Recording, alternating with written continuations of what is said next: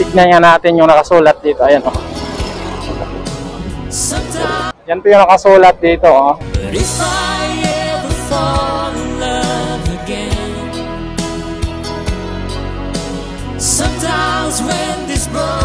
Mag-helmet ka, Abi. Kumaba ka, Pabibi daw. So, yun o. Yan. So, puntahan natin yung ginagawang NSCR San Fernando train station. So, dito pa tayo dadaan.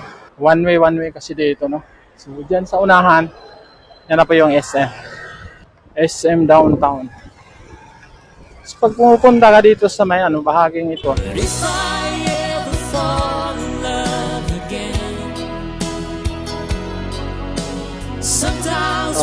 yan. Makita natin dito yan, yan po yung mga mga lumang bahay dito. Mga anong taon pa kaya to, tingnan mo.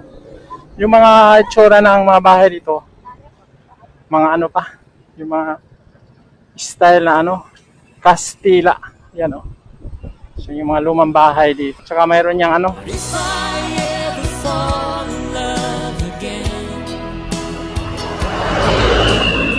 So dito sa kabila din yan Yan lumang bahay din ito. So dito sa malapit lang to sa SM Downtown. Yung mga lumang bahay na ito. Tignan nga natin yung nakasulat dito. Ayan Yan po yung nakasulat dito Yan po yung nakasulat dito. Sa bawat mga lumang bahay, may mga nakalagay na ganyan. Dito na po yung SM San Fernando Downtown. Yan Yan, SM City San Fernando Downtown. Yan So maliit lang itong SM na to. So yung isang SM Pampanga, yun yung malapad, malawak. Doon banda sa may exit ng NLEX.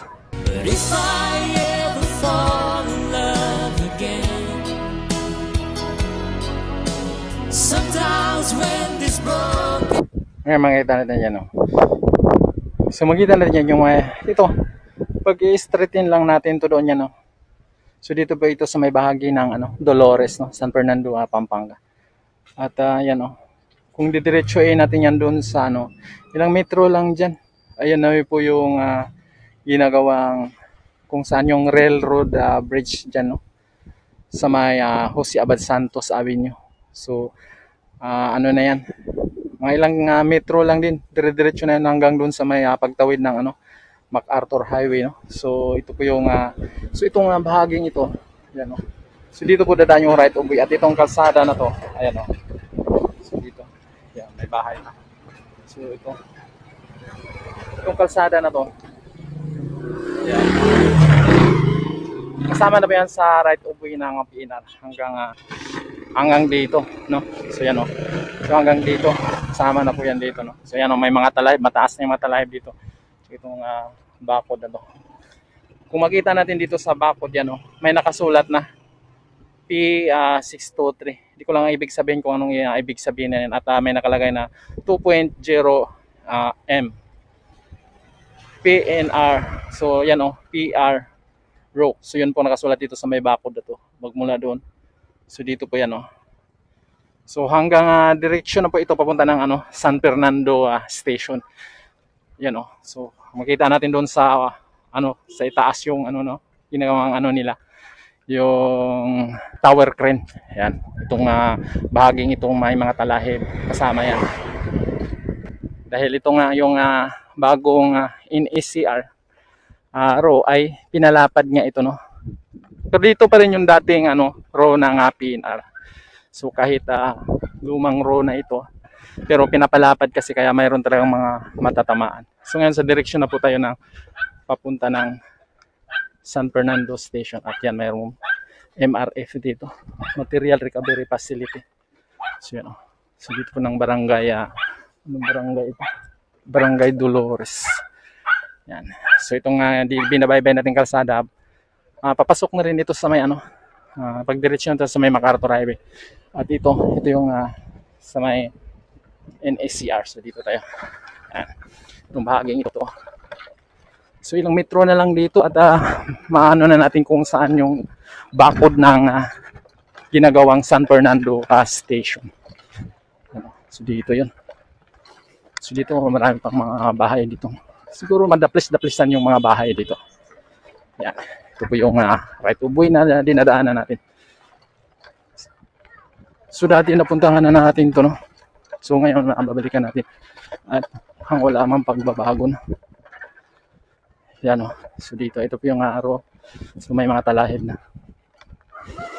So nasa northeng bahagi po tayo ng ginagagawing San Fernando train station.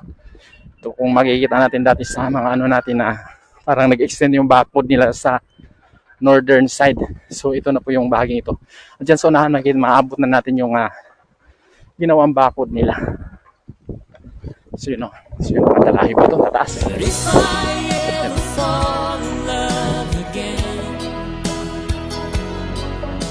Siguro yan, tatapyasin yung mga kubo-kubo dyan.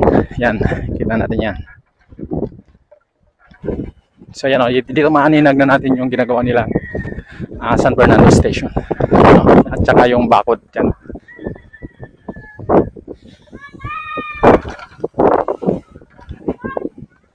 So dito po ito sa may Dolores pa yata ito, San Fernando, Pampanga. Itong lugar na ito. Yan, o. So dito, kita natin yung ano dito. So doon po yung ginagawang San Fernando Station. Yan, o. So yan po yung bakod ng ginagawang train station. Yan, o. So ito, tingnan mo nga itong ano ito. Yan, o. Pinuputol nila yung mga talahib dito. Lalaki, para na siyang kawayan na maliliit. Yan, o. So ito po yung mga talahib dito sa may ano. At yan sa unahan, yan na po yung bakod. Yan, o. So yung ginagawang train station dyan. Nakikita natin yung dalawang tower crane. Yung mga poste na yan, o. Yan dyan. So dito po yung ayan, o.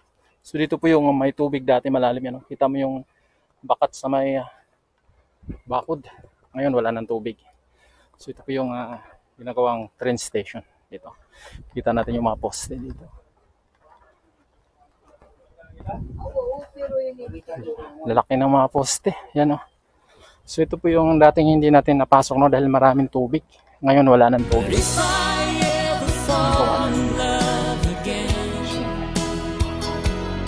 Taas ng mga tower crane. Ano, wala ng tubig. Dati puno ng tubig yung bahaging ito. Nung nakaraang nagpunta tayo dito.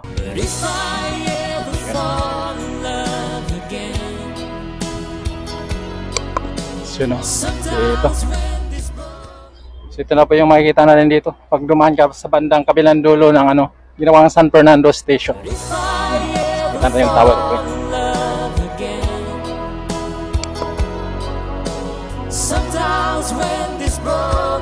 So yan po yung lumang train station at dito. So ito po yung ginagawa nila na ano, gagawin nila ikalawang portal column. Yan, o. So wala pa tayong nakikita mga umakyat, no. Yan. So ito yung natapos ng poste. At dito sa kabila, nakita natin yung crane.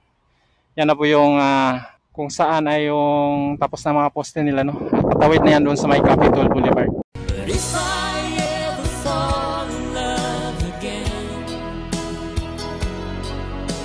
Sometimes when this broken,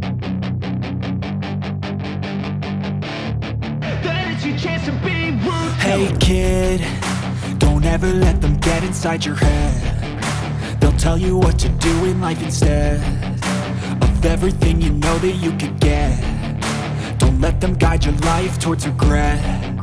I'll fight for what I love with every breath. My past is filled with things I won't forget. I use them all to push me to my best. So treat the worst of times just like a test.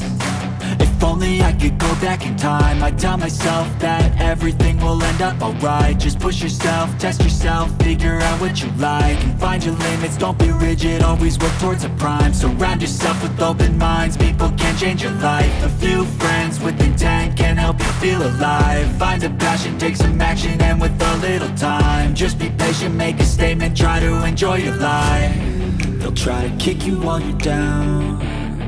They wanna rise up while you drown. They wanna fill your head with doubt. They're silently scared that you'll figure it out.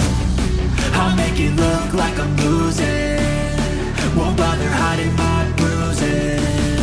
And when they finally think you're wounded, then it's your chance to be ruthless.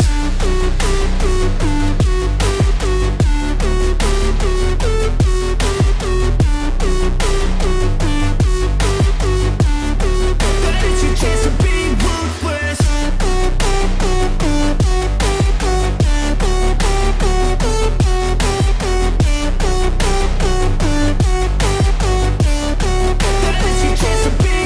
They don't wanna see me make it, they don't wanna see me care. Anytime I make some progress, I can see that they compare. I think everyone's against me, maybe something in the air. Am I paranoid? I swear a void is forming and they're scared. I walk a straight path, not many can say that. I like to play fast, cross me and there's payback. You better pray that I don't see your face at any place that I go. I know you hate that. I've been doing fine, I'm not wasting any more time. I live for the fight and the climb, and I think that the pain that's deep inside is what defines. So I won't give up, I'm gonna make it to the top. I don't care what's in my way, I swear I'm never gonna stop. I could fall flat on my face and I swear I will get back up, cause I don't deserve a thing and the road ahead is tough. They'll try to kick you while you're down. They wanna rise up while you drown. They wanna fill your head with doubt. They're silently scared that you'll figure it out. I'll make it look like I'm losing, won't bother hiding my